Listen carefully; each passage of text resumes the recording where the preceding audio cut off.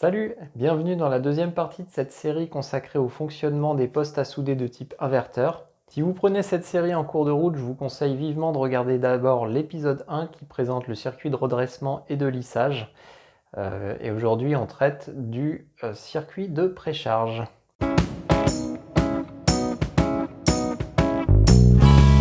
On va maintenant parler du circuit de précharge, parce que ces capacités électriques, comme on a vu, ce sont des réservoirs de charge. On a vu que la relation entre la tension aux bornes de la capacité et la charge, la quantité de charge qu'elle contient, c'est U égale Q sur C. Donc ça veut dire qu'on ne peut pas brancher une capacité vide directement à une tension.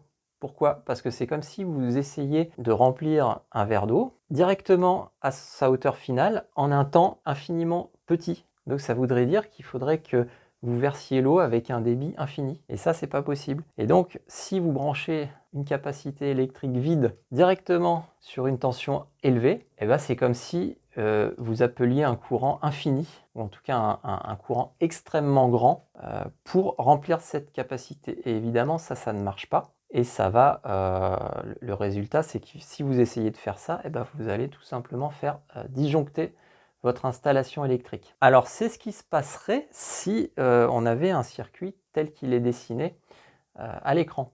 Ça ne marcherait pas. Alors, et ça ne marcherait dans aucun cas.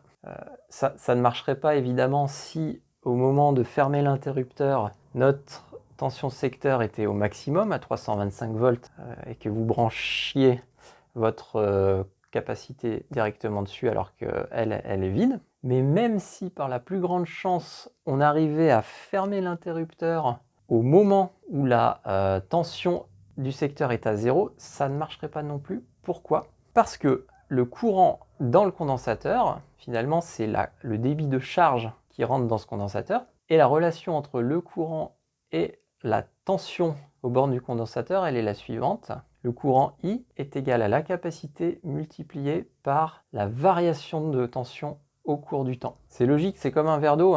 Le débit d'eau que vous mettez, il va dépendre de la vitesse à laquelle se remplit votre verre. Plus votre verre se remplit vite, plus ça veut dire qu'il y a du débit derrière. Et donc si on regarde ce qui se passe au niveau de la tension secteur quand elle passe par 0, elle a une pente. Cette pente, on peut la calculer, c'est la dérivée de la sinusoïde pour les fans de mathématiques. Et si on prend une seule capacité de 470 microfarads, on s'aperçoit que pour remplir cette capacité avec la variation de vitesse de la sinusoïde, il faudrait un courant de 48 ampères. Et donc vous imaginez, là j'ai 1, 2, 3, 4, 5 capacités dans mon circuit. Donc ça veut dire que j'aurai un courant d'appel de 250 ampères pour charger mes condensateurs. Évidemment, ce n'est pas possible puisque sur une prise, on va dire classique, vous êtes limité à 16 ampères. Voilà, donc pour ça, il va falloir qu'on utilise un circuit de précharge qui va consister à mettre une résistance entre la tension du secteur redressé et les capacités électriques. Et cette résistance, on peut la voir ici. C'est ce qu'on appelle la résistance de précharge. Donc qu'est-ce qui se passe quand on va allumer le poste à souder? On va mettre en contact les capacités à la tension secteur redressée à travers la résistance de puissance. Et donc cette mise en contact, elle va se faire par un relais. Donc les relais, on les voit ici. Donc elle va se faire par un premier relais. Et donc quand on a une résistance en série avec une capacité, cette capacité, elle se charge à une vitesse bien maîtrisée. Et d'ailleurs, on peut calculer le courant auquel se charge cette capacité. C'est tout simple, puisque quand on allume le poste, on suppose que toutes ces capacités sont vides. Donc au moment d'allumer le poste, finalement, on a une tension redressée donc de 325 volts qui va être appliquée sur une résistance en série avec une capacité. Or, une capacité vide, elle a une tension à ses bornes qui est nulle. Ça veut dire que toute la tension du secteur redressé, tous les 325 volts vont se retrouver aux bornes de cette résistance. Donc si cette résistance, elle fait par exemple 47 ohms, c'est une valeur qu'on retrouve souvent, le courant d'appel, il va être de 325 divisé par 47 et vous avez le résultat qui s'affiche. Donc c'est un courant qui est tout à fait acceptable pour une installation électrique classique. Et plus les capacités vont se charger, plus elles vont voir de la tension à leur borne, et donc moins la résistance va avoir de tension haussienne. Et donc nos capacités vont se charger tranquillement, et à un moment donné, elles vont atteindre une tension à leur borne qui sera suffisante pour qu'on puisse shunter cette résistance de puissance au moyen d'un deuxième relais. Voilà, donc ça c'est le circuit de précharge, c'est très important.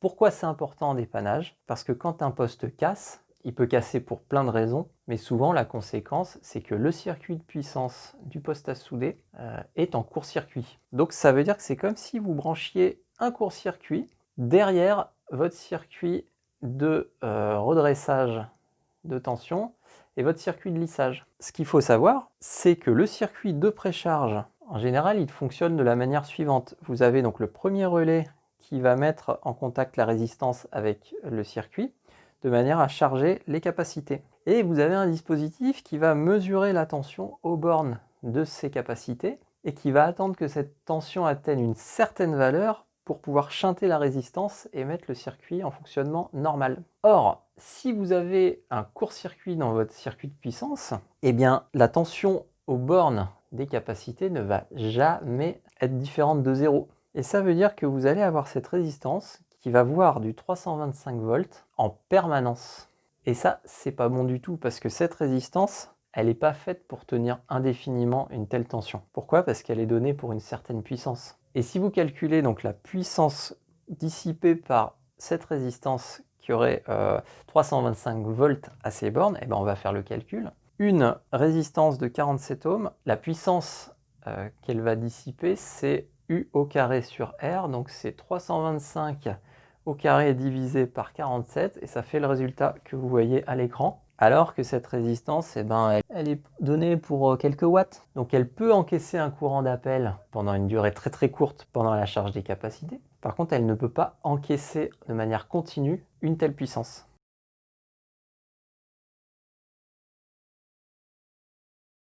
Alors quand je vous dis 325 volts à ces bornes, c'est pas tout à fait vrai puisque comme les capacités de lissage ne fonctionnent pas, on aura donc une tension un peu plus basse. Ça ne change pas l'ordre de grandeur et ça ne change pas le fait que la résistance va cramer. Donc voilà, quand vous dépannez un poste à souder, le premier truc à regarder, c'est cette résistance. Quelle tête elle a? Est-ce qu'elle est cramée ou pas?